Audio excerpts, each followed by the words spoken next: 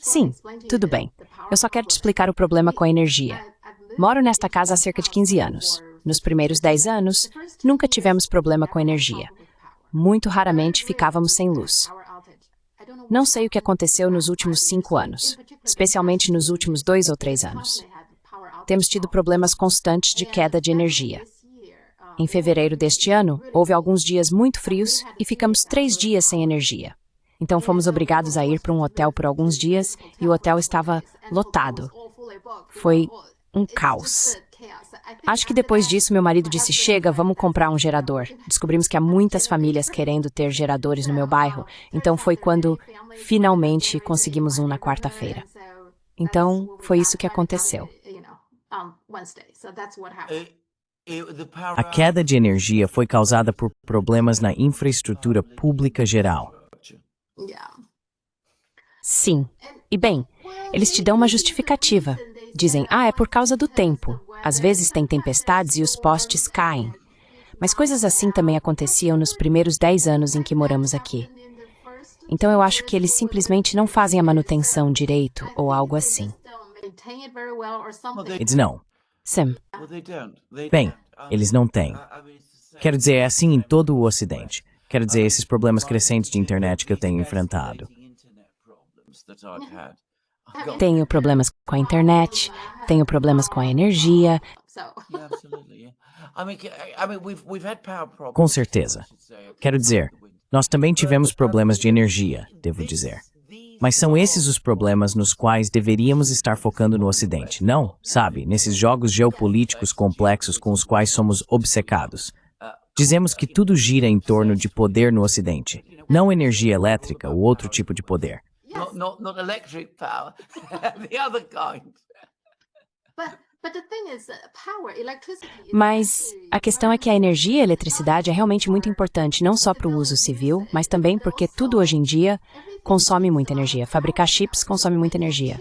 Modelos de IA, você sabe, os data centers, eles usam uma quantidade enorme de energia.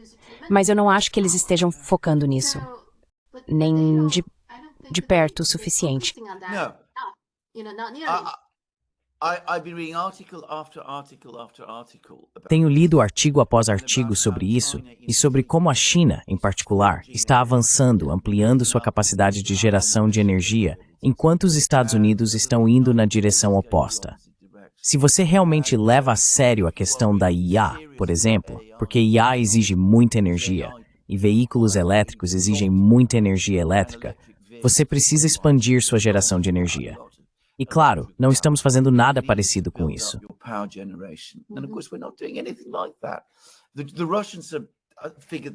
Os russos já perceberam isso, aliás, e estão fazendo o mesmo. Eles vão usar cada vez mais o gás natural que exportavam para a Europa para impulsionar sua própria indústria de energia doméstica, para que também possam iniciar seus projetos de IA. E eles vão conseguir. Quero dizer, esse não é o plano de longo prazo deles. O plano de longo prazo é a energia nuclear, porque a solar não funciona muito bem, já que eles são um país do norte. Mas no curto prazo, eles vão gás e energia hidrelétrica. Em os líderes mundiais em hidrelétricas, a China tem. Sim, eles estão construindo um agora, um gigantesco. Sim, exatamente. E também tenho lido o livro da Karen Hall. Ela fala sobre... O livro se chama Império da IA.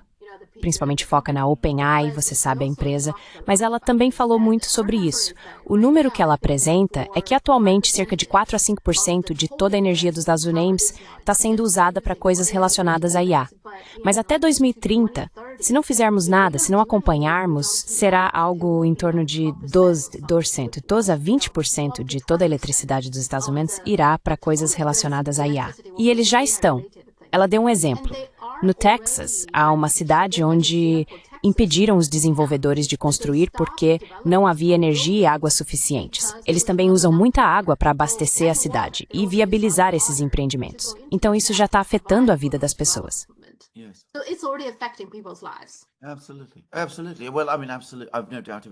Absolutamente. Absolutamente. Bem, quero dizer, absolutamente. Não tenho dúvida disso. Quero dizer, um dos motivos, aliás, pelos quais a demanda por veículos elétricos no Reino Unido caiu é porque simplesmente não há pontos de recarga suficientes. E não há pontos de recarga suficientes porque não há energia para eles. Quero dizer, é um tipo de ciclo vicioso. Você pode ver isso. Isso me lembra, aliás, tenho que dizer, sempre que menciono isso com meus amigos russos, eles sempre me lembram do que Lenin disse. O comunismo é o poder soviético mais a eletrificação de todo o país. Ok, isso soa bem. Sim, absolutamente. Tenho certeza de que eles sabem disso muito bem na China. O comunismo é o poder soviético mais a eletrificação de todo o país.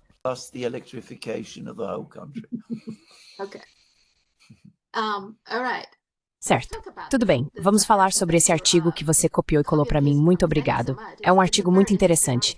Na verdade, eu fiz um programa sobre esse tema para o meu público chinês, que vai ao ar em cerca de 2 horas. Então, o nome do artigo é Como um think tank dos Estados Unidos acidentalmente escreveu o documento mais honesto sobre o Império Americano. O autor se chama Arnold Bertrand. Ele é um francês que mora na China. Acho que o negócio dele é turismo, promover o turismo entre a França e a China. Acho que é isso que ele faz. Mas ele tem sido bastante ativo no X. E agora ele está se referindo a esse artigo, esse plano chamado A China após o Comunismo, preparando uma China pós-PCCH. Agora, só quero te perguntar, de modo geral, o que você acha do que ele escreveu e qual sua visão geral sobre esse chamado plano. São 128 páginas. Um plano.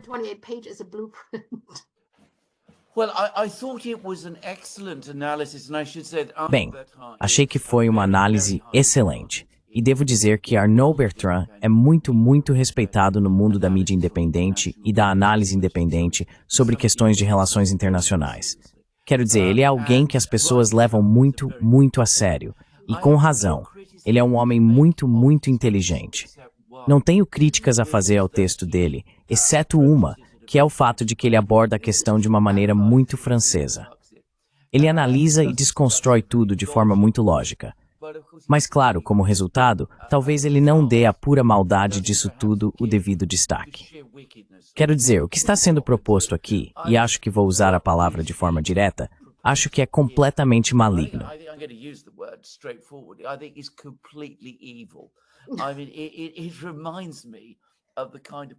Quero dizer, isso me lembra o tipo de planos que eles tinham na Alemanha, na véspera do ataque à União Soviética, sobre o que fariam com aquele país. Quero dizer, é desse tipo de escala. É impressionante pensar que pessoas possam sentar e friamente elaborar planos assim, não só sobre a China, mas sobre qualquer país. Mas o outro ponto, claro, que o Arnaud Bertrand corretamente destaca é a completa megalomania disso.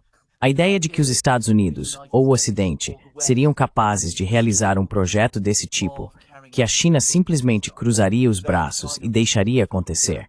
Isso só mostra, mais uma vez, como ele diz corretamente, o quão completamente desconectadas da realidade essas pessoas estão. Quero dizer, elas não são apenas loucas, no entanto.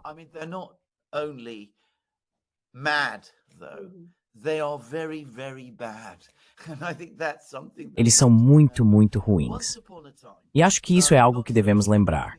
Há algum tempo, não tão distante, 50, 60 anos atrás, se um think tank nos Estados Unidos tivesse produzido um documento como este, um relatório como este, teria havido absoluto horror.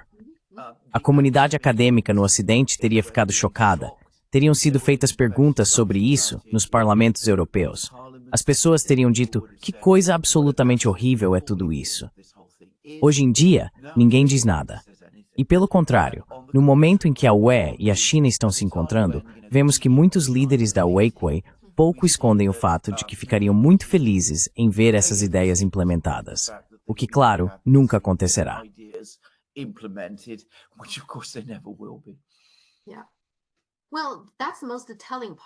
Sim. Bem, essa é uma das partes mais reveladoras disso tudo. E ele fez um resumo do que essas pessoas querem. Ok, então vamos ler o que ele resumiu, como seria a China ideal para eles. Ok. A completa balcanização da China por meio do apoio a províncias regionais autônomas, visando separá-las da China. A instalação de tribunais ao estilo de Nuremberg e comissões da verdade para reescrever a história chinesa e prender autoridades do governo chinês. ocupação militar com cerca de 20 forças de operações especiais dos Estados Unidos em cada grande cidade e a criação de um corpo de reconstrução do tamanho de uma divisão com 10.000 especialistas que falam mandarim de várias profissões para aconselhar o novo governo.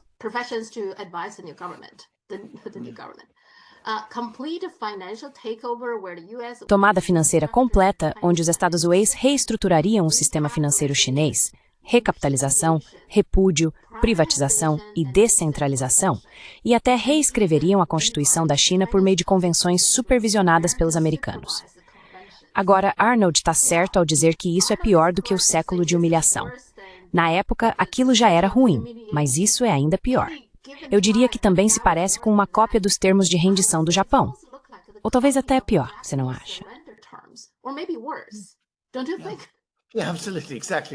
Absolutamente. Exatamente. É exatamente isso. Na verdade, vou além, vou dizer o seguinte. Eu diria que não é apenas uma cópia. Quero dizer, está claramente inspirado nos termos de rendição japoneses. Quero dizer, é exatamente sobre isso que se trata. Mas a rendição japonesa aconteceu depois que 2 bombas atômicas foram lançadas no Japão. Foi aí que eles se renderam. Eles acham que a China, de alguma forma, aceitaria tudo isso de bom grado? Quero dizer, o Hudson Institute deveria ser um think tank respeitável, mas eles usam pessoas como... Um dos autores é, claro, Gordon. Eles usam alguém assim. Só fico me perguntando qual é o objetivo do Hudson Institute com isso. Eles só querem que todo mundo leia e se sinta bem, para poderem sonhar com isso?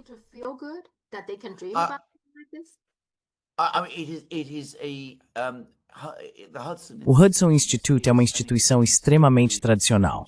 Tem uma posição longa e prestigiosa na história. É muito respeitável, quero dizer, é levado muito, muito a sério. Obviamente, está muito alinhado com o que eu chamaria de direita imperialista na política americana. Você poderia chamá-los de neocons. Mas acho que neste caso podemos ser mais diretos. A ala direita imperialista da política americana. Mas não há dúvida de que o que está sendo publicado aqui representa os desejos de uma parte muito significativa do establishment americano.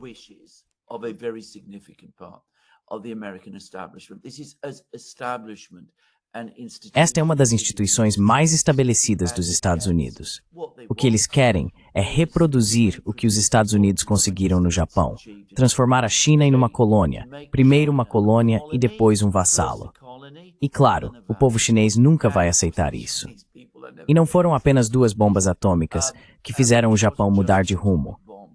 O Japão foi derrotado em uma guerra enorme, pelo povo da China. Um fato que os americanos não lembram. Só dizendo.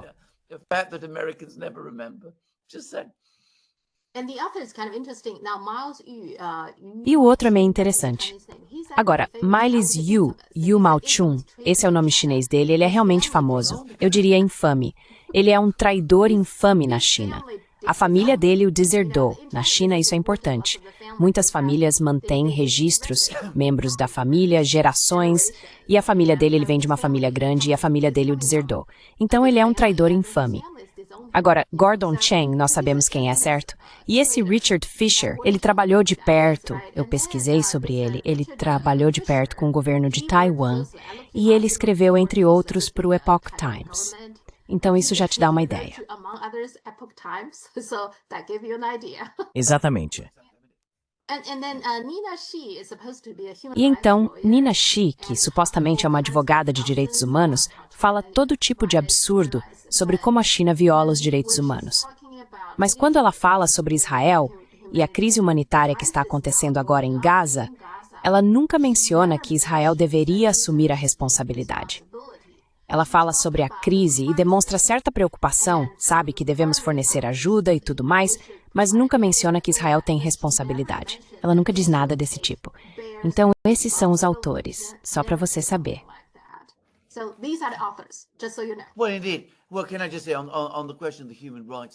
Bem, de fato, posso apenas dizer, sobre a questão da advogada de direitos humanos, que a completa falta de interesse genuíno e sincero dela por direitos humanos é demonstrada pelo fato de ela ter assinado e participado da redação deste documento. Este documento não trata de promover os direitos humanos na China. Trata-se de destruir os direitos humanos na China. Quero dizer, é isso que ele é. Se você impuser esse tipo de ocupação à China, um país independente, uma nação que fez contribuições incríveis para a civilização humana e alcançou coisas extraordinárias nos últimos, 70 ou 80 anos.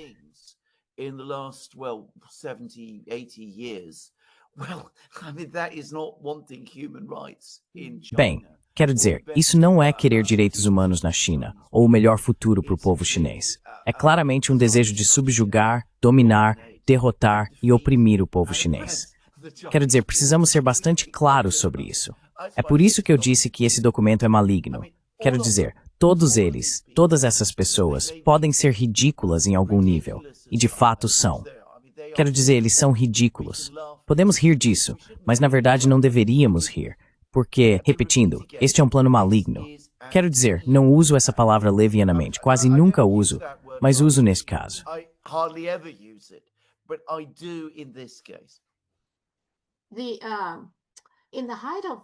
No auge desse imbróglio do TikTok, seja lá como quisermos chamar, quando os Estados Unidos estavam tentando conseguir, você sabe, eles ainda estão tentando conseguir o TikTok, havia um general aposentado na China chamado Jin Yina. Ele é um pouco como uma figura do tipo Douglas McGregor.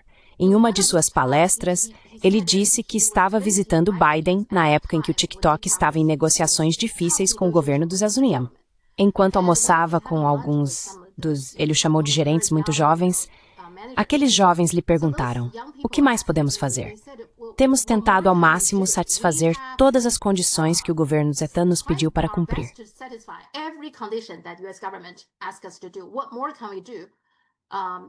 O que mais podemos fazer para satisfazer? Então ele disse, bem, você já leu o livro do Donald Trump? A resposta está no livro dele. E eles disseram, não lemos. Então ele disse, leia a capa.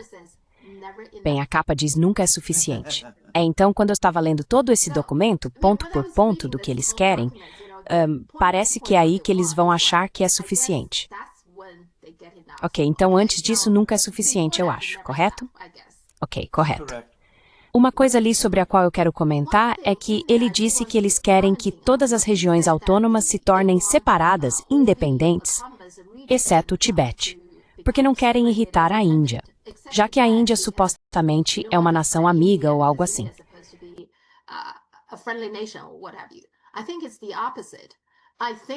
Eu acho que é o contrário.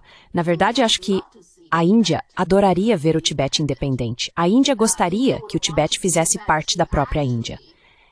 Esse é um dos motivos pelos quais Nehru teve um desentendimento com a China em 1962. Esse é um dos motivos. O motivo pelo qual eles não querem ver o Tibete independente é porque querem controlar a Índia. É isso que eles querem. Então, eles querem enfraquecer a China, mas não querem ver uma Índia forte. Esse é o objetivo deles. É isso que você está dizendo. O mal. Mas eles não querem desagradar a Índia neste momento. Por isso não dizem isso. Eles não dão o verdadeiro motivo. É sobre isso que eu queria comentar.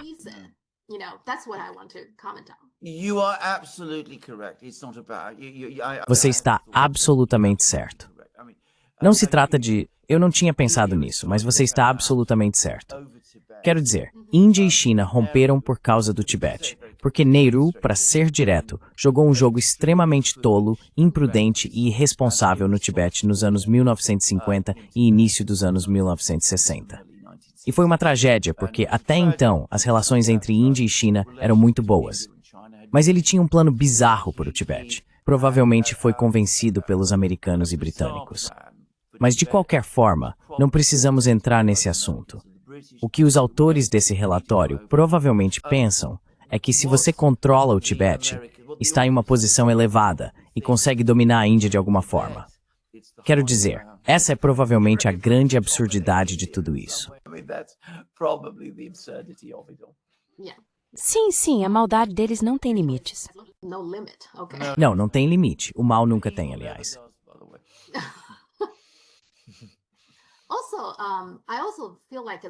Além disso, sinto que essa ideia de dividir a China tanto os soviéticos quanto os Estados Unidos sempre quiseram dividir a China. Durante a Guerra Civil Chinesa, por um breve período, o Partido Comunista estava tomando o norte do rio Yangtze e o Kuomintang estava no sul. Na verdade, acho que tanto Stalin quanto Truman estavam tentando convencer cada lado a permanecer onde estava e não tentar conquistar o outro lado. Não é verdade? E é isso que Taiwan é. Apenas uma forma de dividir, né, certo?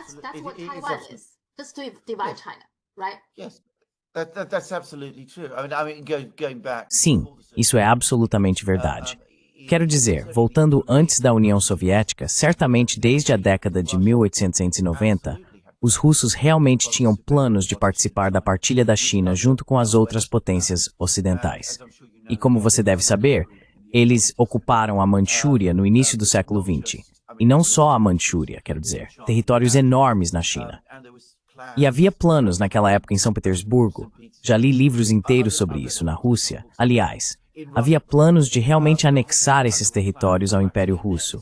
E quando falo em Manchúria, isso inclui regiões centrais da própria China, que sempre foram reconhecidas até mesmo pelos mais hostis à China como chinesas. Então sim, esses planos existiram. E claro, o que aconteceu no final do século XIX e início do século XX, especialmente depois do que nós no Ocidente chamamos de rebelião dos Boxers.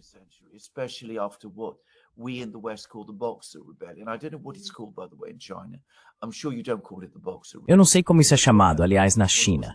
Tenho certeza de que vocês não chamam de rebelião dos Boxers. Mas, antes de tudo, na verdade não foi uma rebelião, mas deixa pra lá. De qualquer forma, depois desse evento, houve uma partilha efetiva da China. Os britânicos tinham o maior controle, e Yuan Shikai era o agente deles. Quero dizer, basicamente era isso que ele era. Então foi com o apoio dos britânicos que ele conseguiu tomar o poder. E os britânicos usaram o fato de Yuan Shikai ser seu agente para expandir sua influência durante esse período no Tibete. O Tibete, aliás, nunca foi realmente independente, ao contrário do que a maioria das pessoas acredita. Após a queda da dinastia, a Qing, basicamente o que aconteceu foi que o Tibete se tornou parte do Império Informal Britânico. E os britânicos, basicamente, administravam o Tibete a partir da Índia.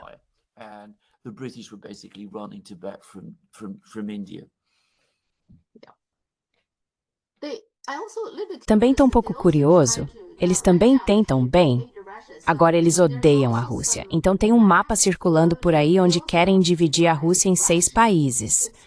Agora, qual é a base para isso, para esses 6 países? Não existe nenhum. Quero dizer, os russos étnicos são maioria, uma grande maioria, em todas as regiões da Rússia, exceto na Chechênia. E, aliás, eles são um povo muito patriota. Quero dizer, eles amam seu país. Então a ideia de dividir a Rússia é algo com o qual os russos não concordariam. Então, sabe, isso é mais uma vez parte desse plano megalomaníaco de fragmentar a Rússia. Eles sempre dizem que é grande demais, que não pode ser governada adequadamente, que os russos são incapazes de administrar seu próprio país, aparentemente porque é grande demais.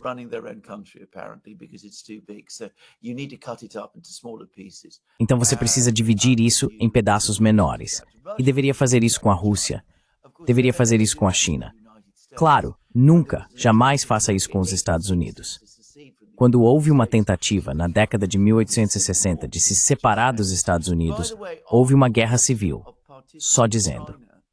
Aliás, sobre a questão de dividir a China, lembro de ter lido um livro sobre a China, escrito nos anos 1990, que já propunha que a China fosse subdividida em partes. E novamente, Maegava que isso era, de alguma forma, o que o povo chinês imanente queria. Eu me lembro essa.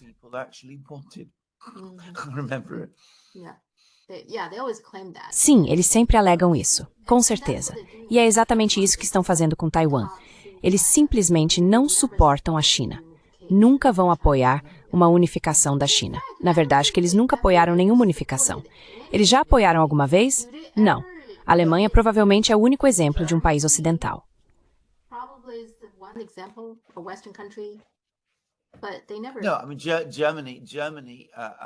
Não, quero dizer, a Alemanha foi reunificada por conquista, pela Prússia, por Bismarck. Mas, claro, isso foi fortemente combatido pela França e por outros países ao redor da Alemanha na época e resultou em várias guerras. Não, eles não apoiam a unificação. Eles sempre apoiam a divisão, exceto quando se trata deles mesmos. Aí, claro, eles se opõem. Como a Guerra Civil do Zetãozão, certo? Eles sim, absolutamente.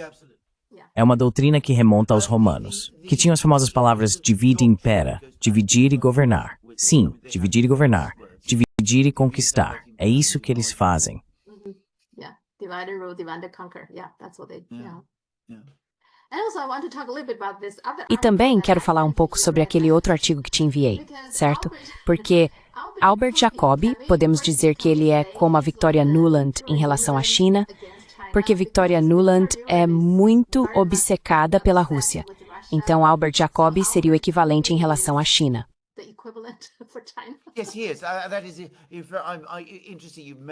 Sim, ele é. É interessante você ter mencionado isso, porque eu fiz exatamente o mesmo ponto em um dos meus próprios programas.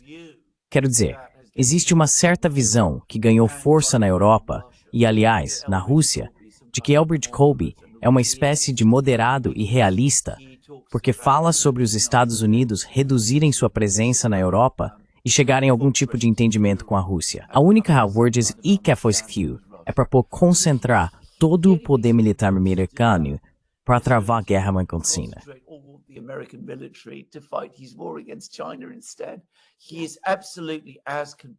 Ele é absolutamente tão obcecado com a China quanto Victoria Nuland é com a Rússia. O único debate entre os dois é sobre qual desses rivais os Estados Unidos deveriam atacar primeiro. Victoria Nuland diz, vamos atacar a Rússia porque a Rússia é mais fraca, e assim poderemos lidar com a China. E Albert Jacobi diz, não, vamos atacar a China primeiro porque ela é mais forte. Se resolvermos a questão da China, não precisamos mais nos preocupar com a Rússia. Podemos simplesmente impor o que quisermos a eles. Mas esse é o único debate entre os dois.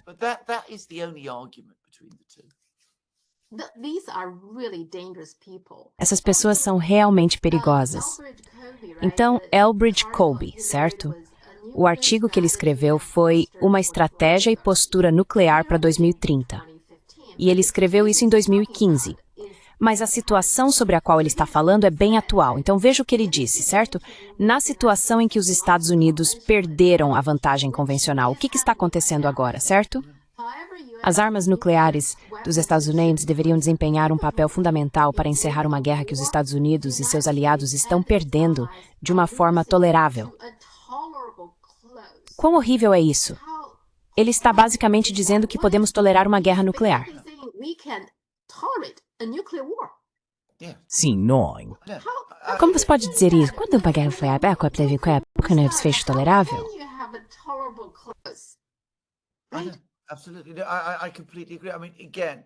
Com certeza. Concordo totalmente. Quero dizer, voltando ao que dissemos sobre o artigo do Hudson Institute, essas ideias são ideias malignas. Quero dizer, são ideias malignas. Sabe, é interessante porque quando li o texto dele, que ele me enviou, como você disse, é 2015, por acaso, escrevi um artigo em 2015, mas não consigo encontrá-lo. Consegui perdê-lo. Está em algum lugar no Duran. Meu irmão vai achar.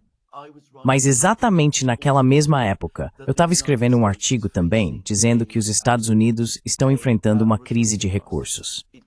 Não podem enfrentar China, Rússia, todos esses outros países, todos ao mesmo tempo. Irã, Coreia do Norte, seja onde for. Não podem enfrentá-los todos ao mesmo tempo. É ridículo. Mas cheguei à conclusão diametralmente oposta a que Albert Jacobi chegou, que é não pense em guerra nuclear.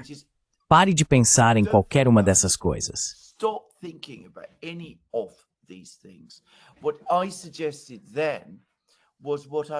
O que sugeri na época foi o que chamei de cessar-fogo geopolítico, uma situação em que os Estados Unidos chegariam a um entendimento com todos esses países, especialmente a China, para regular suas relações de forma pacífica, resolver os problemas entre eles de maneira pacífica, dar tempo aos Estados Unidos para resolver seus próprios assuntos e não se envolver mais nos problemas chineses.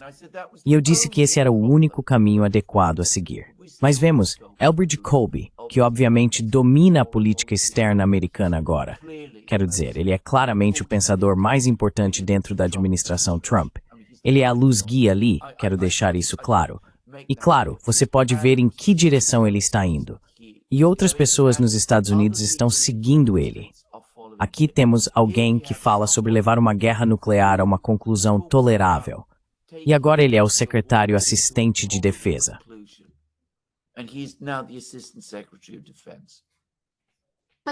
Mas essas pessoas são muito influentes. Veja, a questão é que elas não são eleitas, mas são muito influentes.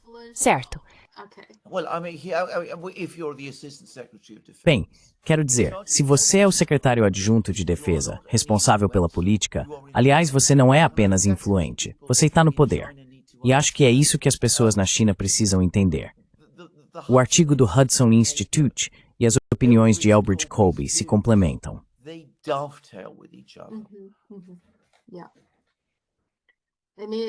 Sim, quero dizer, é assustador.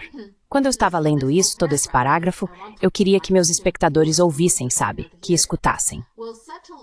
Embora tal perda de vantagem convencional pareça improvável no curto prazo, essa eventualidade pode se desenvolver, especialmente na Ásia Marítima, onde os Estados Unidos podem perder sua dominância convencional caso não tomem ações suficientemente eficazes e resolutas para manter sua vantagem sobre a RPC, República Popular da China.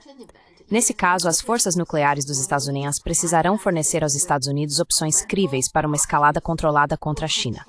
Opções projetadas para sinalizar uma firme determinação dos Estados Unidos em continuar escalando, influenciar positivamente o conflito militar convencional, que seria o precursor presumido para tal uso, e demonstrar disposição para encerrar o conflito em termos mutuamente satisfatórios. O que isso significa? De termos mutuamente satisfatórios?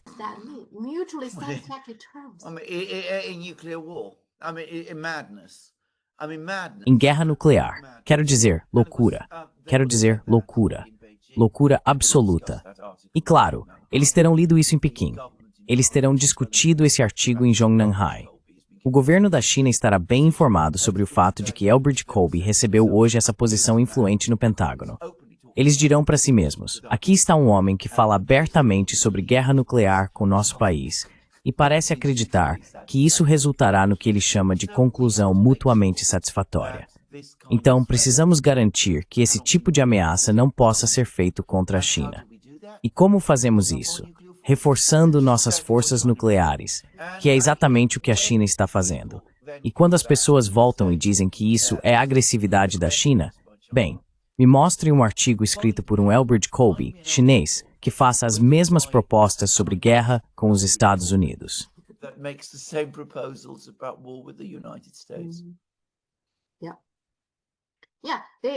Sim, sim.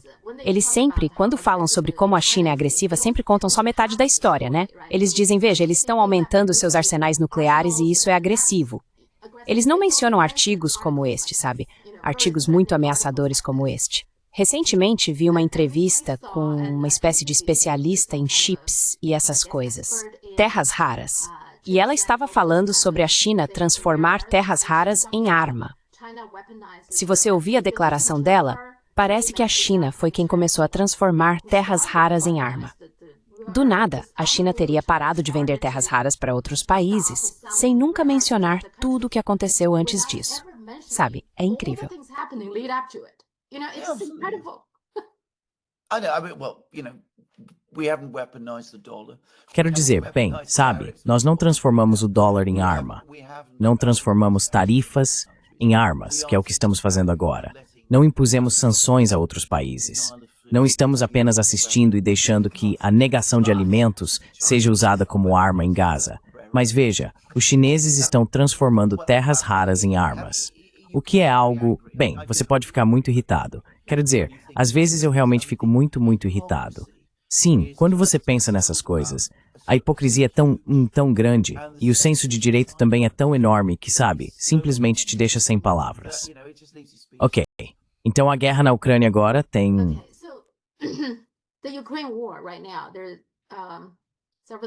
Várias coisas estão acontecendo. Então eles conversaram de novo. Houve uma negociação de paz, certo? Acho que foi há 2 dias. Isso gerou algum resultado? Qual é a sua opinião sobre isso?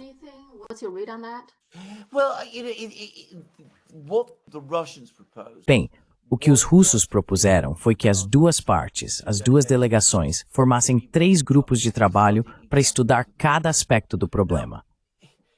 Agora, se você está buscando uma solução para esse conflito tão longo, do jeito que Donald Trump quer, em 50 dias ou algo assim, então obviamente isso não vai te levar muito longe. Intrinsecamente, criar grupos de trabalho me parece uma boa ideia. Quero dizer, isso estabelece a base para negociações mais substantivas no futuro, que podem, com o tempo, levar a um desfecho.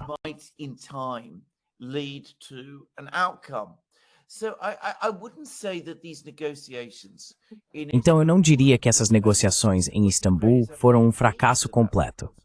Claro, os ucranianos ainda não concordaram com essa proposta. Mas o problema básico de todo o processo de negociação sobre a Ucrânia, e aliás, houve um excelente artigo no Global Times que entendeu isso, é que o Ocidente e a Ucrânia simplesmente se recusam a reconhecer que a Rússia tem preocupações de segurança sérias ou legítimas. Até que isso aconteça, é difícil ver como SMS words Pogmer.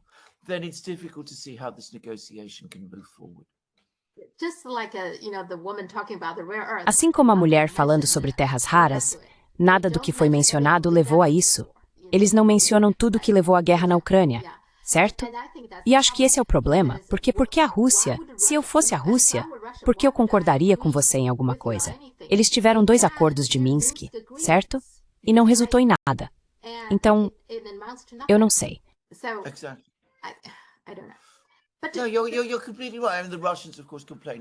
Você está completamente certo. E os russos, claro, reclamam disso o tempo todo. E acho que as pessoas na China entendem isso. Quero dizer, como eu disse, o artigo no Global Times foi brilhante, aliás. Não foi apenas um artigo, foi um editorial no Global Times. Foi absolutamente brilhante e demonstrou uma compreensão excepcional do problema. Mas, como eu disse, não é algo que jamais seja discutido no Ocidente. Há um artigo de um homem chamado George Beebe, que eu conheço um pouco, que é um ex-oficial de inteligência americano, um muito sênior, mas ele faz exatamente o mesmo ponto. E ele diz, sabe, no Ocidente, tudo está focado no que a Ucrânia precisa e no que a Ucrânia quer.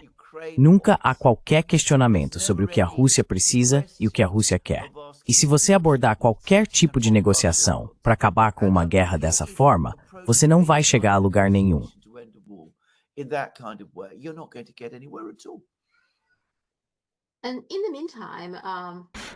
Enquanto isso, a Rússia recentemente bombardeou pesadamente Kiev com drones e mísseis. E também algo interessante é que agora há manifestações contra Zelensky. Estão cansados de Zelensky? Estão se preparando para organizar uma revolução colorida contra ele?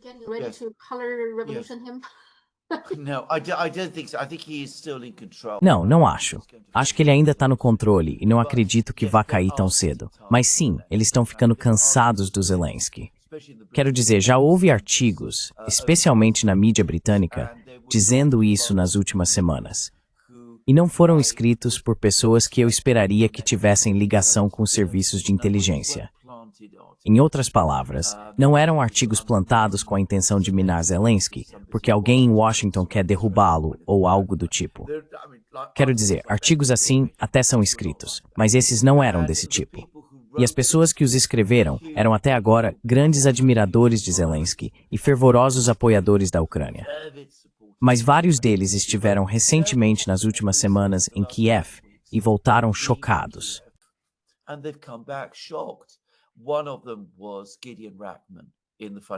Um deles foi Gideon Rachman, do Financial Times, e o outro foi um homem chamado Owen Matthews, escrevendo para o The Spectator. E ambos voltaram chocados. Eles encontraram o país muito desmoralizado, com a situação ficando cada vez pior. E como você disse corretamente, os ataques de mísseis e drones em toda a Ucrânia estão aumentando, e a Ucrânia parece não ter meios de combater isso. As pessoas estão dizendo cada vez mais que é preciso haver paz, e Zelensky não está proporcionando paz. E há preocupações e suspeitas crescentes que já existiam antes das últimas ações de Zelensky. Há grandes preocupações sobre corrupção, de que a corrupção na Ucrânia está piorando, porque, à medida que mais pessoas no governo começam a perceber que as coisas estão desmoronando ou dando errado, elas começam a roubar mais, algo que já havia acontecer muitas vezes. which I've seen happen many times. Então eles estão mais desesperados, se preparando para a própria situação deles depois, você sabe, da derrota. Sim. Ok. Ok. Sim, eu me lembro disso no Vietnã do Sul. E me lembro disso, obviamente, no Afeganistão também.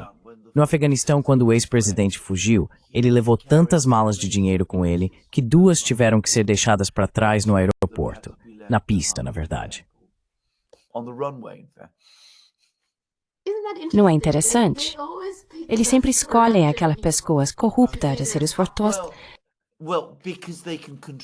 Bem, porque eles podem controlá-los, quero dizer, pessoas que não são corruptas, pessoas que têm princípios e patriotismo, você não pode controlar desse jeito. Então eles sempre escolhem pessoas corruptas e incomuns como Zelensky ou Chiang Kai-shek. É, só isso. Sim, Chiang Kai-shek também é muito, em particular, a esposa dele, sabe? É impressionante. A família Sun é tremendamente corrupta. Sim, absolutamente. Sim, von der Leyen e Costa, eles estão visitando a China agora. Agora, antes de tudo, você pode me explicar a diferença entre o presidente do Conselho Europeu e o presidente da Comissão Europeia? Qual é a diferença?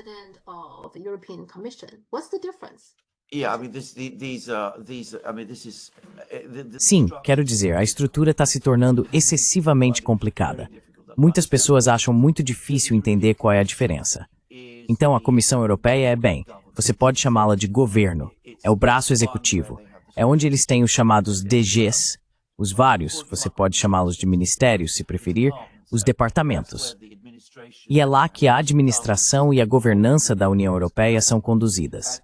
Sua presidente é Ursula von der Leyen. Ela desempenha um papel que se aproxima, em linhas gerais, ao de um primeiro-ministro. O presidente do Conselho Europeu é uma pessoa muito menos importante e poderosa. O Conselho Europeu é o Conselho dos Estados-membros.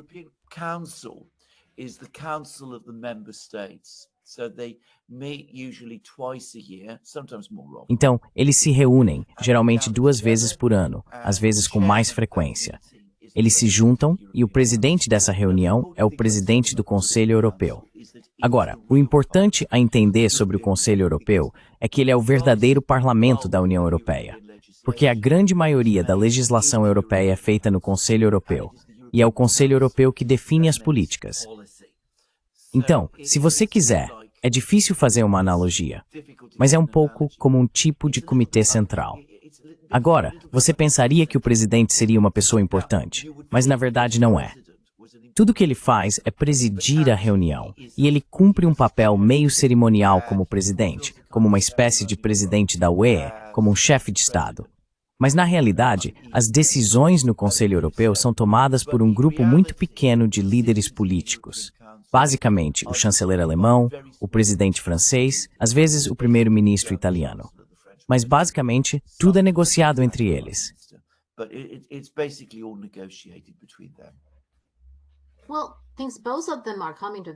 Bem, eu acho que ambos estão indo visitar a China, então devem estar levando essa viagem bem a sério. Ao mesmo tempo, até agora, estou tentando entender se a reunião foi boa, sabe, com Xi Jinping e os outros líderes. Segundo a BBC, não está indo muito bem. Agora, a mídia chinesa não noticiou muita coisa, e em geral a mídia chinesa não diria, ok, essa reunião foi horrível. Eles não escreveriam algo assim. Eles apenas diriam que houve uma reunião e que discutiram isso e aquilo. Não há emoção nenhuma nesse tipo de reportagem. O que você leu sobre isso?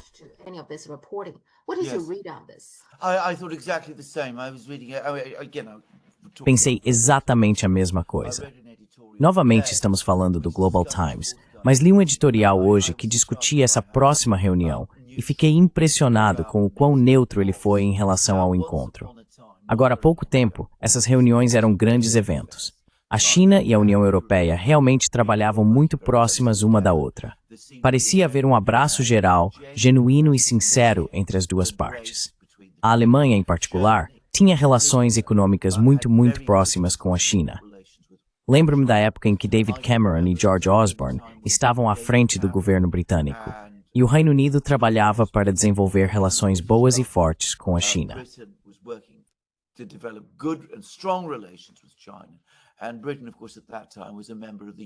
E a Grã-Bretanha, claro, naquela época era membro da União Europeia. Falava-se sobre uma era de ouro nas relações entre Grã-Bretanha e China. E essa era, de modo geral, a política adotada. Então Donald Trump foi eleito, e Trump estava muito sob a influência de pessoas como Elbridge Colby e outros, além de ser muito próximo do pessoal do Epoch Times e tudo mais. Ele passou a ser cada vez mais crítico e duro em relação à China, como todos sabemos, mesmo tendo tentado manter uma boa relação com Xi Jinping.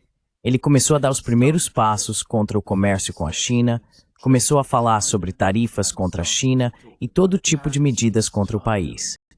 E ele iniciou o ataque à Huawei.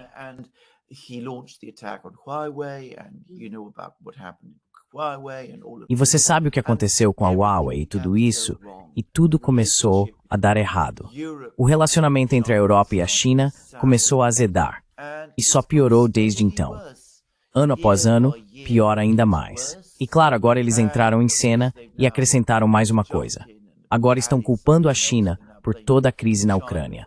Dizem que se não fosse pela China, a Rússia não estaria lutando da forma como está. E você falou sobre todos os drones e mísseis. Bem, é porque os chineses montam tudo isso. Eles enviam todas essas peças para a Rússia, e é isso que mantém tudo funcionando. E todas essas munições que a Rússia supostamente está importando da Coreia do Norte, na verdade são chinesas.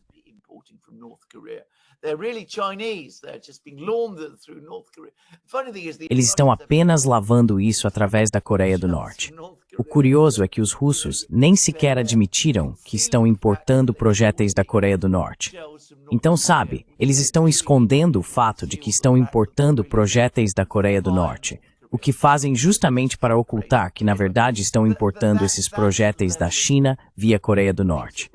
Quero dizer, é simplesmente insano. Mas, de qualquer forma, esse é o nível das coisas de que estamos falando. Como resultado, uma relação que é natural e potencialmente muito boa, da qual o povo europeu se beneficiou enormemente, agora está dando muito errado e azedando. Porque, no fim das contas, os americanos têm algum problema com a China.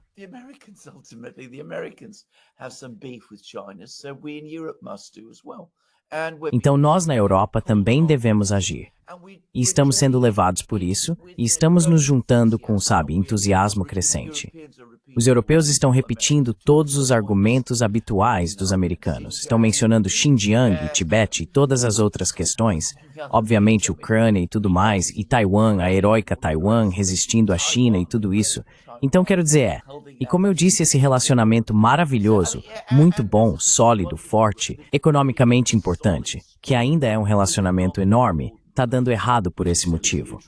Então acho que isso é ruim. Não vai ser um encontro feliz, mas não há dúvida de onde está a culpa por isso.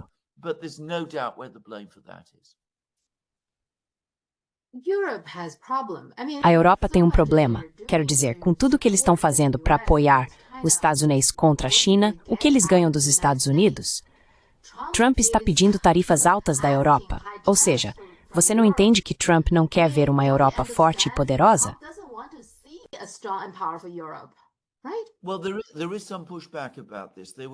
Bem, há certa resistência em relação a isso.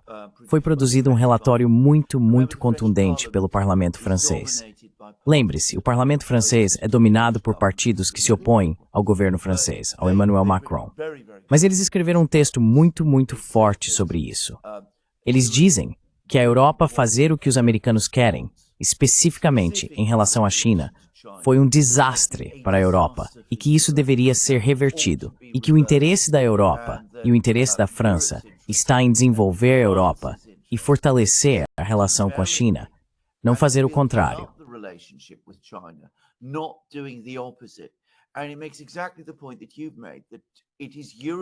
E isso reforça exatamente o ponto que você levantou, que é a Europa que precisa mais desse relacionamento do que a China, o que, aliás, é verdade. Mas, claro, as lideranças em toda a Europa estão cegas para isso. Veja, os russos dizem que os 3 estados bálticos, que juntos são minúsculos, de alguma forma conseguiram envenenar todo o discurso na Europa. Quero dizer, eles são muito hostis à Rússia. São muito hostis à China, por razões que Deus sabe quais são. Eu realmente não entendo por quê, mas são. E os russos, recentemente, começaram a se referir à Alemanha como Grande Estônia.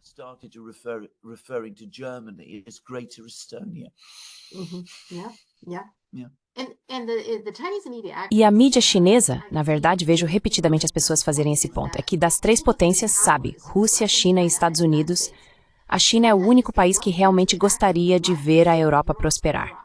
A Rússia certamente não quer ver a Europa desmoronar.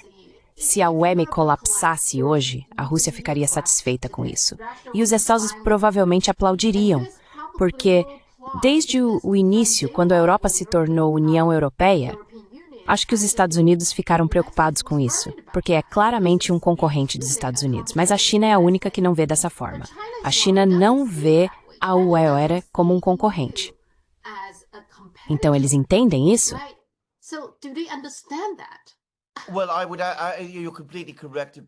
Bem, você está completamente certo sobre isso. Você está absolutamente correto.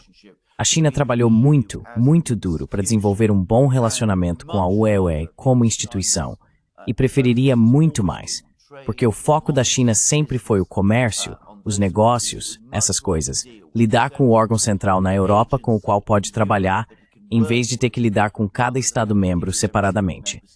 Dá para entender a lógica disso também. Você está absolutamente certo sobre isso.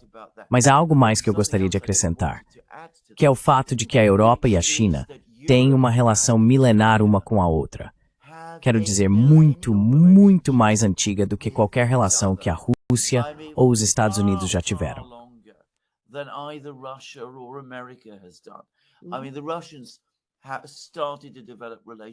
Quero dizer, os russos começaram a desenvolver relações com a China no final do século XVII. Os Estados Unidos, bem, basicamente no século XIX, eu suponho. A Europa, quero dizer, havia comércio entre a China e a Europa na época do Império Romano. Então voltamos muito no tempo. Sempre tivemos uma relação com a China, e isso sempre fez parte do imaginário europeu, aliás.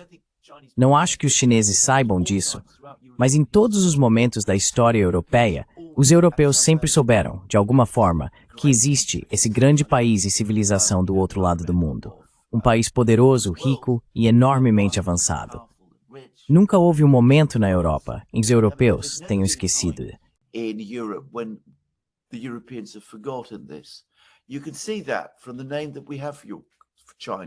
Você pode perceber isso pelo nome que damos à China, que é China. Chamamos assim por causa da dinastia Qin, a dinastia de Qin Shi Huang, o que mostra que foi nessa época que ocorreram os primeiros contatos. É por isso que ela é chamada por esse nome. Então, dado esse histórico, por que nós, em um momento em que as relações nunca foram tão próximas, quando os contatos nunca foram tão intensos, quando estamos em posição de realmente aproveitar, da melhor forma, tudo o que essa tremenda civilização, país e nação tem a oferecer? Por que estamos estragando isso da maneira que estamos?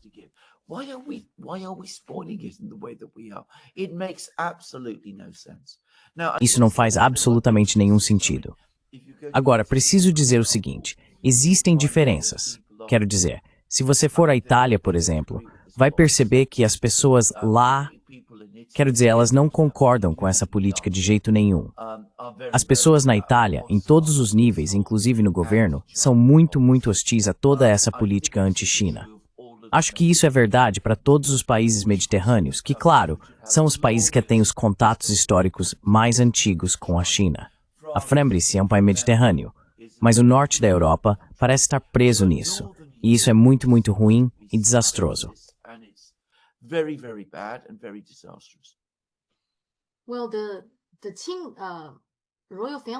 Bem, a família real Qin tinha uma relação muito próxima com a família real francesa.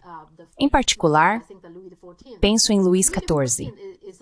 Luís XIV governou por cerca de 60 anos, e durante esse tempo também era o imperador Kangxi na China, que governou por cerca de 60 ou 70 anos. Eles perceberam que tinham muito em comum.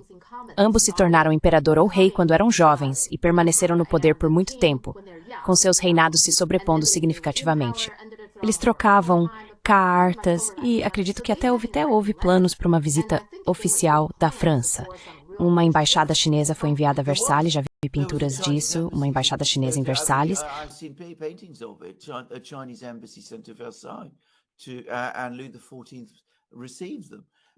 E Luís XIV os recebeu. Esse foi um período na história europeia em que especialmente os intelectuais franceses estavam absolutamente entusiasmados com a China. Eles descobriram como a China era governada por intelectuais através do sistema de exames e disseram, isso é perfeito, é assim que deveríamos funcionar. Mas, obviamente, houve muitos outros períodos de intercâmbio e contato também. Como grego, conheço uma pintura em um dos túmulos da dinastia Tang, onde se vê embaixadores do imperador de Bizâncio, uma cultura de língua grega. E eles estão lá, visitando a China na época da imperatriz Wu. Então é isso.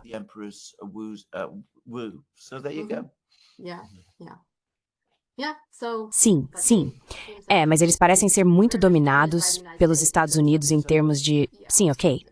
Sem se beneficiarem de nada da China ou dos Estados Unidos. Eles não ganham nada dos Estados Unidos. Sim, não, totalmente verdade. Tão estúpido, não sei. Tão estúpido, sim. Ok, você pode me contar um pouco sobre esse escândalo de vazamento britânico?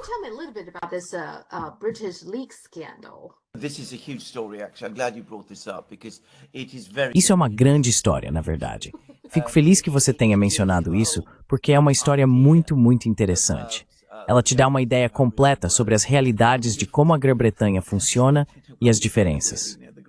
Sabe, quando dizemos que somos a grande democracia e que a China é essa ditadura totalitária, às vezes parece que o oposto é verdadeiro.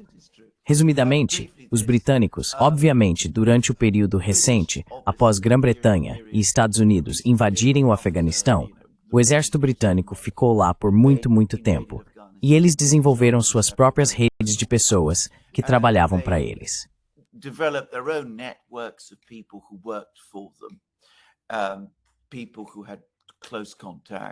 Pessoas que tiveram contato próximo com os militares britânicos e com os administradores civis britânicos que estavam no Afeganistão. Como sabemos, todos tiveram que deixar o Afeganistão às pressas em 2021, e o Talibã assumiu o controle. Pois bem, em 2022, um ano depois, algum tipo de pesquisa ou estudo foi realizado para tentar descobrir quem eram essas pessoas que haviam trabalhado para os britânicos no Afeganistão, e para verificar se o governo britânico era responsável por elas e o que deveria fazer por elas.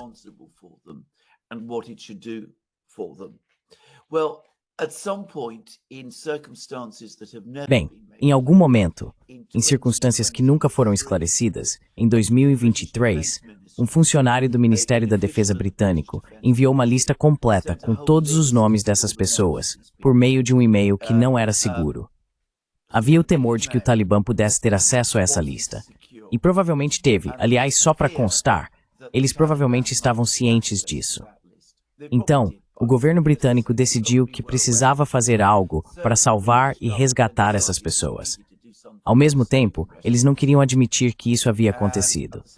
Sempre dizem que não queriam divulgar isso ao Talibã.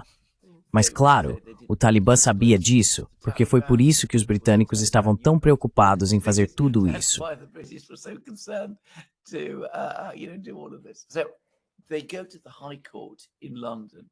Então, eles vão ao Tribunal Superior em Londres e obtêm do tribunal um tipo de ordem chamada superinjunção. Agora é importante dizer que essa é uma ordem obtida de um juiz, mas não há um lado oposto. Ou seja, é apenas o governo indo e conversando com o juiz. A ordem determina que toda discussão e publicação sobre esse vazamento e o que aconteceu está completamente proibida. Todas as informações relacionadas a esse vazamento são totalmente secretas. A própria ordem é secreta. Não é permitido mencionar o fato de que uma ordem foi obtida do tribunal, que é secreta. Então eles usam isso para fazer várias coisas, e ainda não está claro exatamente o que fizeram. Mas, aparentemente, algumas dessas pessoas foram trazidas para a Grã-Bretanha, outras receberam dinheiro, todo tipo de coisa foi feita.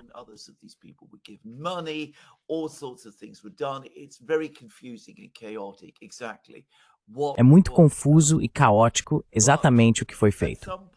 Mas em algum momento do outono do ano passado, o juiz, não o juiz que fez a ordem original, mas outro juiz que assumiu o caso, que tinha muito mais dúvidas sobre a legitimidade de tudo aquilo, foi informado de que talvez 7 bilhões de libras, o que equivale a cerca de 10 bilhões de dólares, tivessem sido gastos tentando resolver esse problema.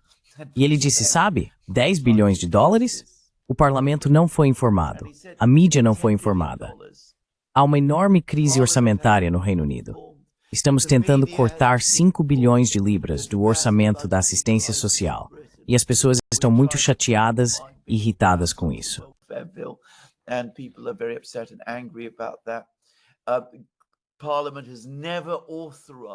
O parlamento nunca autorizou o gasto desse dinheiro. Chegou o momento, eu simplesmente não posso continuar a emitir essa ordem. Então ele acabou cancelando a ordem, e aí tudo veio à tona. A mídia de repente descobriu que isso é um grande escândalo. Algumas dessas pessoas foram trazidas para o Reino Unido, burlando todas as leis de imigração, todo esse dinheiro foi gasto, tudo isso aconteceu e agora está exposto. Então, o que o governo britânico fez foi ocultar o fato de que cometeu um erro enorme. Ocultou o fato de que recebeu uma ordem do tribunal para esclarecer esse grande erro.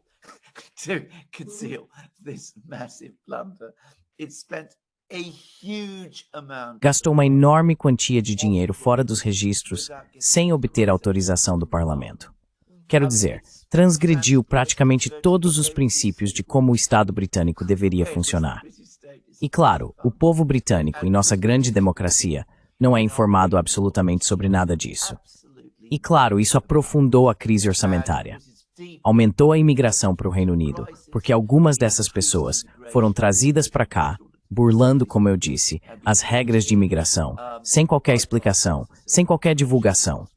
E as pessoas estão muito chateadas e muito irritadas.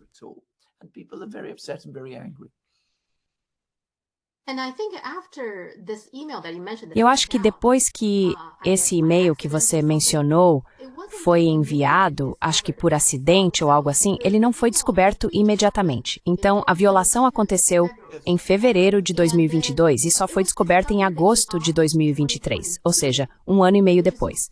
Ela foi descoberta porque alguém no Afeganistão conseguiu os dados e publicou parte deles no Facebook. Sim. Chantagear os britânicos para que o tirassem do Afeganistão, imagino. Você está absolutamente certo sobre isso. Isso é exatamente verdade. Então, como eu disse, a premissa de que você quer manter essa informação longe do Talibã está errada, porque ela já estava sendo divulgada no próprio Afeganistão.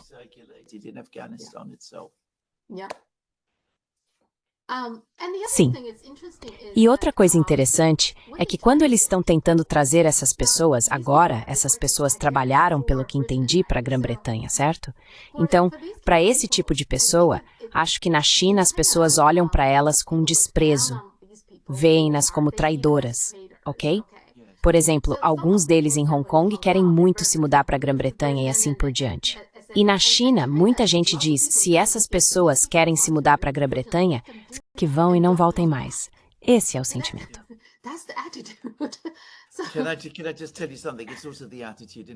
Posso te dizer uma coisa? É também a atitude no Afeganistão. Quero dizer, uma das coisas que você deve ter notado é que não há grandes relatos de represálias enormes sendo tomadas contra essas pessoas pelo Talibã. O Talibã adoraria que elas simplesmente fossem embora. E, na verdade, se houvesse qualquer tipo de problema, eu conheço muito bem o sistema do Talibã, eles diriam aos britânicos, tudo bem, levem eles, apenas se livrem deles, não os queremos aqui em nosso país. Só ir.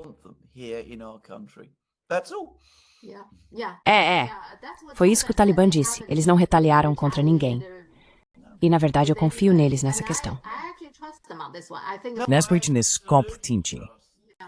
Sim, sim. Se fosse diferente, nós saberíamos. Sim, sim. Acho que isso é melhor só para o Talibã. E essa é a atitude na China também. Quando você vê essas pessoas, apenas deixa-as ir, sabe? Mas, em relação a Hong Kong, há algumas histórias de terror. Algumas pessoas saíram de Hong Kong e pareciam totalmente despreparadas. Primeiro, quando você chega à Grã-Bretanha, como vai se sustentar? O governo britânico não vai simplesmente te dar dinheiro. Você ainda precisa se sustentar. E há pessoas que tentam voltar para Hong Kong. Algumas conseguem, mas outras têm dificuldades com isso. Agora, a Grã-Bretanha tem diferentes passaportes, certo? Eles têm passaportes para cidadãos ultramarinos. Diferentes tipos de passaportes na Grã-Bretanha, o que basicamente faz de você um cidadão de segunda classe, não é?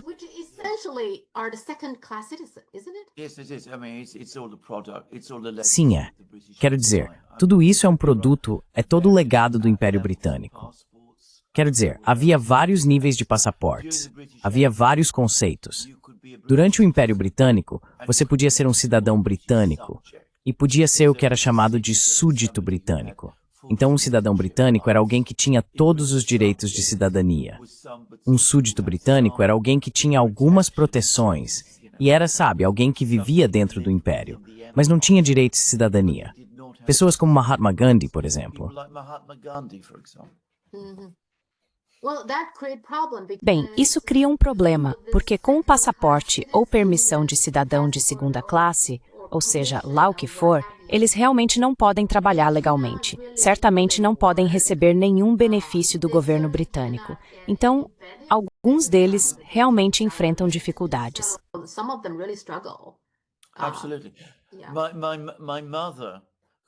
Com certeza. Minha mãe, que nasceu de um pai britânico, meu avô, tinha cidadania britânica, embora ele fosse, na verdade, de origem grega. Mas como ela nasceu em Corfu, durante grande parte da vida dela, ela foi súdita britânica e não cidadã britânica, só para esclarecer. Você fez isso. É meio interessante. E você está absolutamente certo.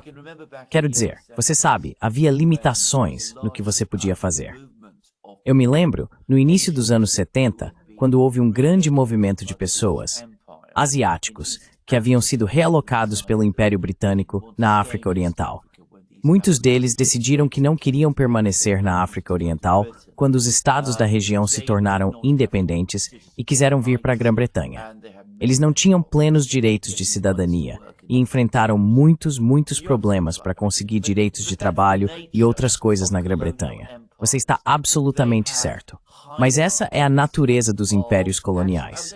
Eles têm hierarquias, vamos usar essa palavra, hierarquias de raças dentro do império. Então, ingleses brancos, escoceses brancos, nascidos na Inglaterra e na Escócia, estão no topo da hierarquia e os outros estão muito abaixo.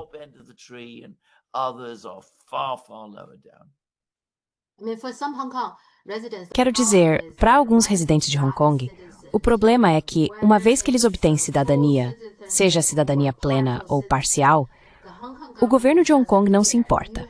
Se você tem a cidadania de outro país, você não é mais considerado um residente de Hong Kong. E isso se tornou um problema para alguns deles que tentam voltar para Hong Kong. Sim, quero dizer, suspeito que muitos deles, ao virem para Londres, ao virem para a Inglaterra, ficariam bastante surpresos com a Inglaterra que encontrariam. Provavelmente, imaginaram um país muito diferente e muito mais rico, próspero e respeitador das leis do que aquele que realmente encontrariam.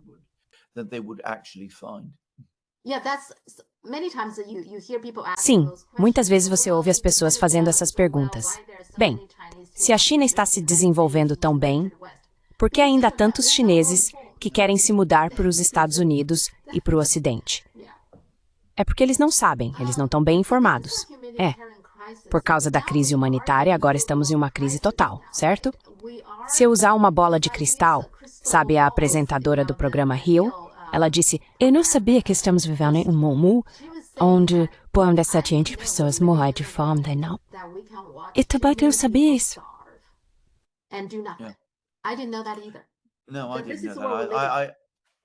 Não, eu não sabia disso.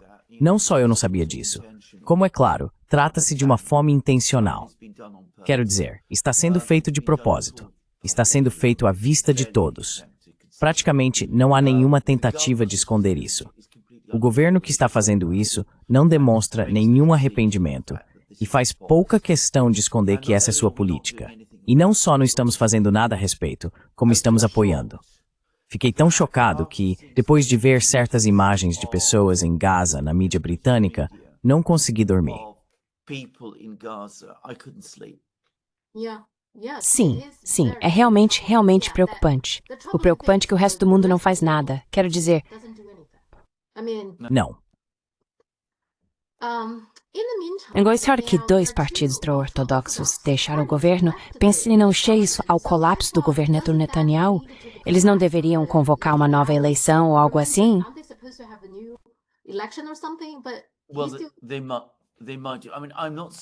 Bem, talvez sim.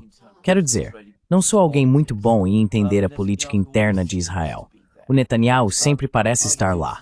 Suspeito que ele esteja gradualmente perdendo sua posição em Israel e, claro, enfrenta todo tipo de desafio legal. Mas pode ser que o governo dele colapse e haja eleições. Mas não estou convencido de que qualquer novo governo será muito diferente do antigo. Quero dizer, pode haver uma diferença no sentido de que talvez não tenhamos Netanyahu, que é uma figura particularmente sinistra e, de certa forma, muito carismática. Mas quem assumir pode não ser particularmente diferente.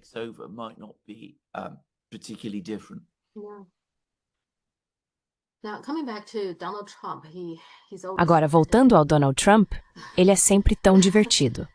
O caso Epstein, há claramente uma pressão enorme sobre ele agora. Ele tenta todo tipo de distração que pode.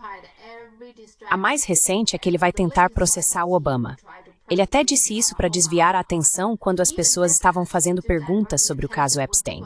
Ele disse, por que vocês não olham para o Obama? Sabe essas coisas. Agora, o Russiagate é falso. Não há dúvida quanto a isso. Então não tenho simpatia pelo Obama nesse caso.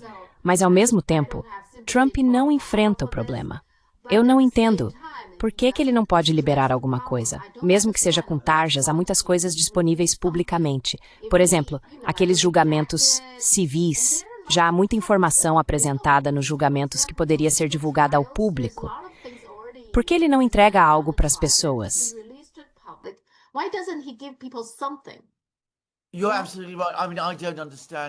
Você está absolutamente certo. Quero dizer, eu não entendo isso. Para um político tão habilidoso quanto Trump, em certos aspectos, o erro de julgamento dele aqui foi surpreendente. Agora, eu sou alguém que passou vários anos da minha vida mergulhado em todo o material sobre a Russiagate. E sabe, para mim isso é muito interessante. Mas nunca me iludi achando que isso tem a mesma importância para a maioria das pessoas que o caso Epstein tem. O ponto que quero destacar é muito simples. Para a maioria das pessoas nos Estados Unidos e em outros lugares, a Russiagate, no fim das contas, é um escândalo que gira em torno da personalidade de um homem, Donald Trump.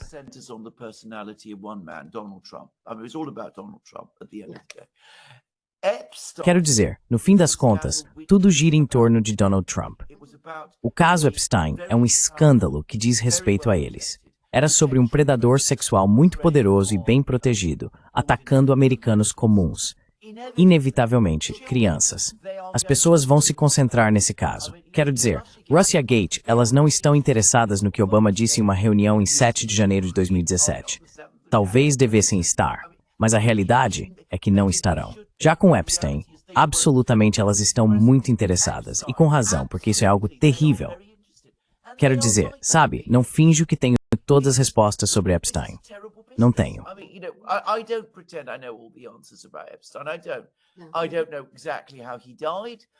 Eu não sei exatamente como ele morreu, mas há tantas perguntas. Como ele ficou tão rico? Não existe uma explicação real para isso. Como ele conseguiu levar o estilo de vida que levava com o dinheiro que tinha? Quero dizer, para ter um jato particular e todas aquelas residências ao redor do mundo, era preciso ter muito mais dinheiro do que se sabe que ele tinha. Então, como ele conseguiu? Como ele pôde fazer todas essas coisas por anos, sem que ninguém o responsabilizasse por isso? Sendo que, mais uma vez, seus crimes eram cometidos totalmente à vista do público, com todas aquelas pessoas poderosas ao redor dele o tempo todo. Então, quero dizer, há tantas perguntas aqui, e todas as informações estão aí.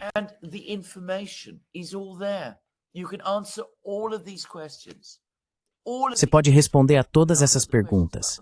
Você pode responder as perguntas sobre o dinheiro. Você pode investigar isso. Você pode encontrar todas as respostas. Então, por que Trump não faz isso? Agora, é claro, há muita especulação de que ele está envolvido nisso de alguma forma, que o nome dele está nos arquivos. Tenho certeza de que está. Quero dizer, eles se conheciam. Eu, pessoalmente, não acredito que Trump tenha se envolvido diretamente nas ações impróprias de Epstein. Ele não parece ser esse tipo de homem, mas talvez esteja nervoso com isso. Eu não sei. Mas tudo o que posso dizer é que essa é uma decisão desastrosa que Trump tomou. Disastrous decision that Trump has made. He could appoint special counsel to go through all of the. Ele poderia nomear um procurador especial para analisar todos os documentos. Ele poderia pedir ao procurador especial que fornecesse um relatório. O procurador especial poderia apresentar um relatório detalhado. Uma pessoa óbvia para fazer isso, na minha opinião, seria Michael Horowitz, que é o muito talentoso e respeitado inspetor-geral do FBI, por exemplo. Ele já fez alguns relatórios excelentes de vários tipos. Eu o nomearia ou alguém como ele. Eu divulgaria o máximo de informações possível sobre Epstein ao público. E se não houvesse uma grande conspiração, se Epstein estivesse fazendo tudo sozinho, então que apresentem as provas e mostrem ao povo.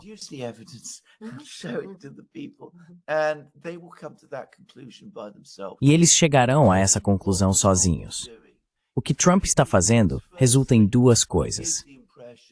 Primeiro, dá a impressão de que ele próprio está protegendo pessoas poderosas, quando ele saiu dizendo que seria alguém que viria a Washington para drenar o pântano. Ele está contradizendo a imagem que as pessoas têm dele, que é o principal motivo pelo qual votaram nele. E claro, isso inevitavelmente faz com que as pessoas fiquem desconfiadas e digam, bem, o motivo pelo qual Trump não fez isso, não está cumprindo o que prometeu, é porque ele mesmo está envolvido de alguma forma. É isso.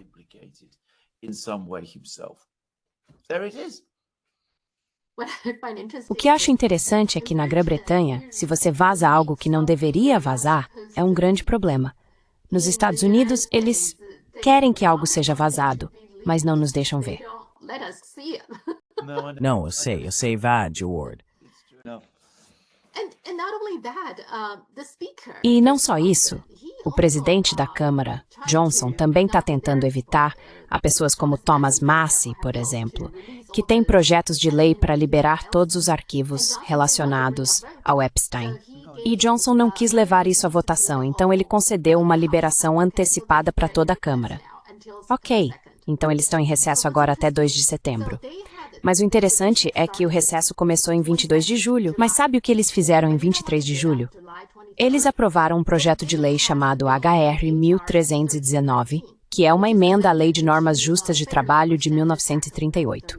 Essa emenda basicamente colocou uma definição muito rígida do que é um verdadeiro empregado, o que faz com que a maioria dos trabalhadores se torne algum tipo de trabalhador de bico, ou seja, sem benefícios, sem proteção e certamente sem poder se filiar a nenhum sindicato. Então eles aprovaram isso logo depois que o chamado recesso já havia começado, ou seja, todo o recesso é para evitar votar sobre o caso Epstein.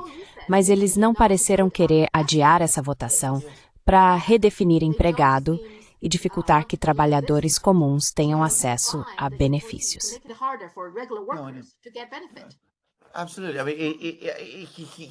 Com certeza.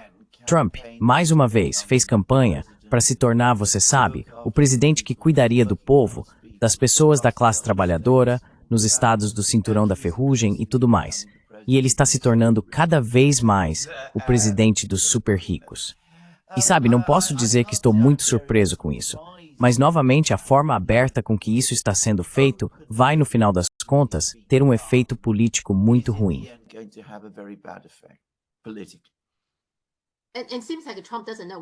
Parece que o Trump não sabe como lidar com isso, né? Ele aparentemente está muito bravo com alguns membros da equipe dele e talvez, eventualmente, sei lá, eles vão acabar mandando alguém embora ou pedindo para alguém se demitir, algo assim. Eu não sei, mas eu só não entendo porque ele não pode simplesmente divulgar alguma coisa. As pessoas já sabem muita coisa, só joga alguma coisa aí.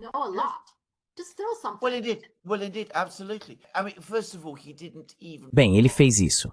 Absolutamente. Quero dizer, antes de tudo, ele nem sequer forneceu, não foi dada nenhuma explicação real sobre por que a decisão foi tomada de não fornecer nenhuma informação. Quero dizer, sabe, se Trump ou Pam Bondi ou quem quer que fosse tivesse feito uma grande coletiva de imprensa respondendo perguntas e tudo mais, então, como eu disse, pelo menos teria sido alguma coisa. Mas sabe, só tivemos esse anúncio ou essa declaração dizendo que não há nada para ver. não houve lista de clientes, não houve tráfico, não houve absolutamente. Ele cometeu suicídio.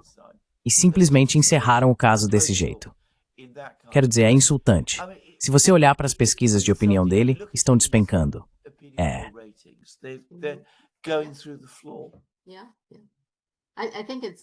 Eu acho que é uma grande decepção. Ele superestimou sua posição firme entre o pessoal do MAGA. Quero dizer, o pessoal do MAGA toleraria muitas coisas dele, mas isso é algo com o qual eles estão realmente desapontados com ele. Com certeza. Ele o subestimou completamente. Sim. Agora, sobre as tarifas. Ok. Então o Trump conseguiu um acordo com as Filipinas, o que é interessante porque, como você sabe, o Marcos Jr. tem sido muito duro com a China para agradar os Estados Unidos. O que ele conseguiu em troca? Trump reduziu a tarifa de 20% para 19%. Então ele conseguiu uma redução de 1% por ser duro com a China. E não só isso, nessa coletiva de imprensa que eles fizeram, Trump disse, eu não me importo se ele se dá bem com a China porque nós estamos nos dando bem com a China. Quero dizer, o constrangimento, a humilhação, estavam totalmente expostos. O quão embaraçoso foi, o quão desconfortável ele se sentiu. Está em toda a mídia chinesa.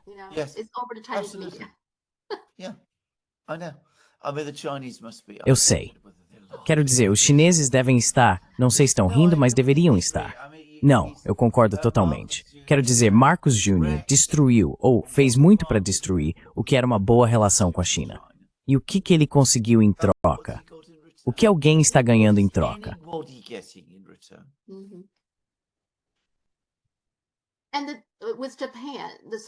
E com o Japão? Então, o Japão também tem um acordo agora, que eu acho um péssimo acordo, porque agora a tarifa em si é de 15%.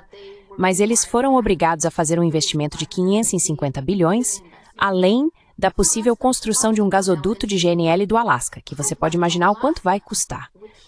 E supostamente o Japão vai pagar por isso?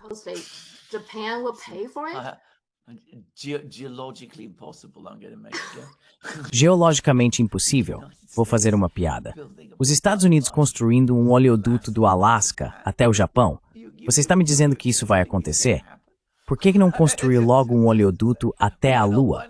Acho que há tanta chance disso acontecer na realidade quanto desse oleoduto ser construído, só para constar.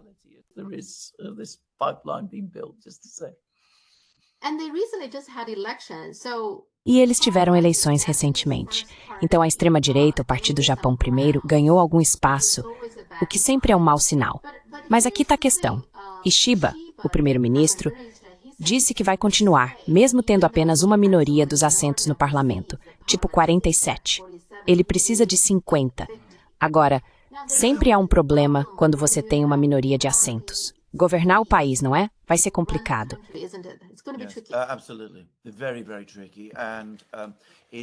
Com certeza, é algo muito, muito complicado, e os japoneses realmente não têm muita experiência em lidar com situações assim.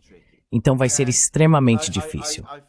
Acho esse novo partido que surgiu no Japão muito preocupante. Ideias realmente perturbadoras no geral.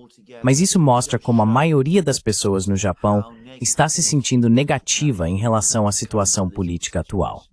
Acho que o Partido Liberal Democrata tem uma força institucional enorme no Japão.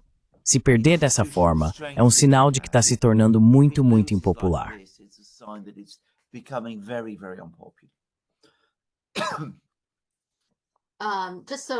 Só para acrescentar mais algumas coisas, estamos falando sobre como o mundo está caótico, certo? Então, Camboja e Tailândia. Essa situação também parece estar se agravando. A Tailândia, na verdade, enviou F-16 para bombardear o Camboja. Sim, essa é uma situação extraordinária que eu não entendo completamente, aliás. E pelo que sei, ambos são membros da ASEAN. Então, por que isso escalou dessa forma e quais são as questões envolvidas? Eu realmente não entendo. Mais uma vez, fico me perguntando se nossos velhos amigos em Washington têm algum papel nisso. Só estou dizendo.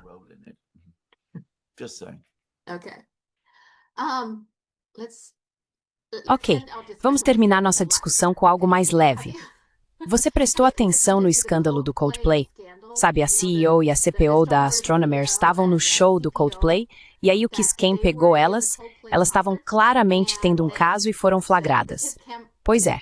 E depois isso viralizou completamente em todo lugar. Não tem como escapar disso. Meu marido e meu filho nunca prestam atenção nessas coisas, mas até eles sabem disso. Mas o interessante é o seguinte, eu nem sabia que existia esse cargo chamado Chief People Officer, CPO. O nome da mulher é Kristen Cabot, esse é o cargo dela. E o CEO da Astronomer, é Andy Byron.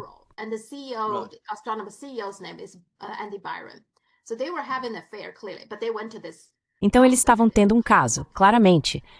Mas foram a esse show e foram flagrados pelas câmeras. Então fui pesquisar. O que é um CPO? Você sabe o que um CPO deveria fazer?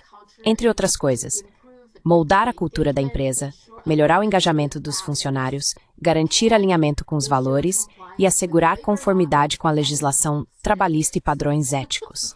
Não dá para inventar uma coisa dessas.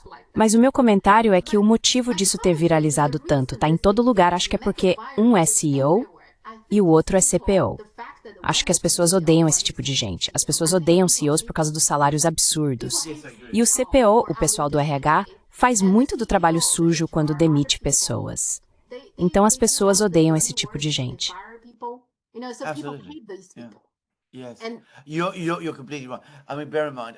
Sim, você está completamente certo.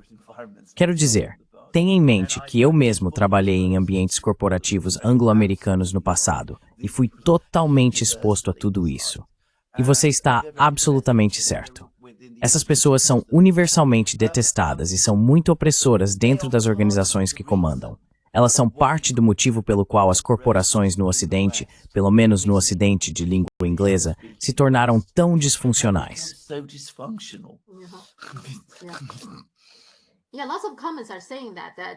Sim, muitos comentários estão dizendo que em corporações isso na verdade é comum, sabe? Esse tipo de coisa. Mas eles foram pegos, então isso é diferente, né?